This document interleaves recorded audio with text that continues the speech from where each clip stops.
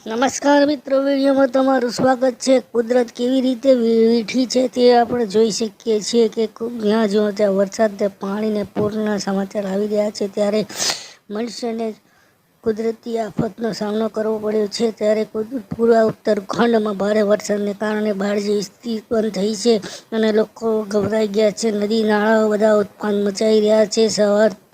સૌથી વધુ નદી નાળાઓ બધા ઉત્પાદ કરી રહ્યા છે।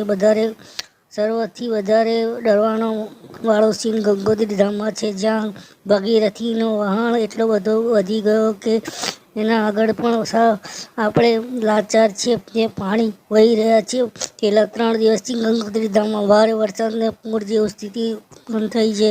ગંગાનો ઘાટ અને આરતી સ્થળ બધું જ પાણીમાં વહી રહ્યું છે। મંદિર પ્રશાસનમાં આ આપત્તિ માટે સિંચાઈ વિભાગને જવાબદાર કરી રહ્યા છે। સિંચાઈ વિભાગને જે મેદાર કરી રહ્યા છે, જે સિંચાઈ વિભાગની કાર્યવાહી પર સવાલ ઊભા થાય છે, જેના દ્વારા ઊભી કરાયેલી ભગીરથી દિવાલોના કારણે આવી સ્થિતિ ઉત્પન્ન થઈ છે।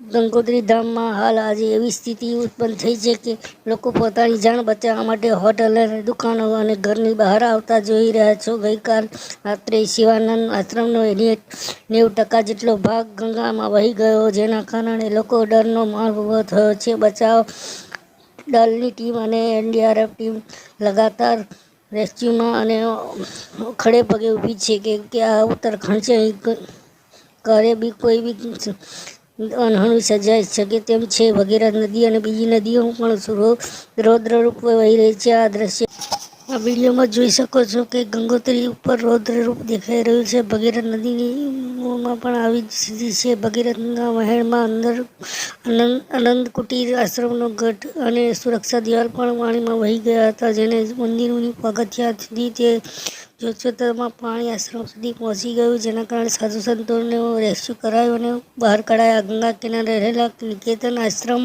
ખતરાની ઝપેટમાં આવી ગયો હતો। ટેકરીમાં 1 દિવસ પહેલા વરસાદના વાદળ ફાટતા જ બાળગંગા નદીમાં પણ પૂર જેવી સ્થિતિ ઊભી થઈ। નજીકની 3 દુકાનો પાણીમાં વહી ગઈ હતી। ઉપરાંત ઉત્તરાખંડમાં વાદળ અને પહાડો ઉત્પાત મચાવી રહ્યા છે, તે તબાહી માટે લોકો કુદરત સાથે છેડછાડને જિમ્મેદાર ઠેરવી રહ્યા છે।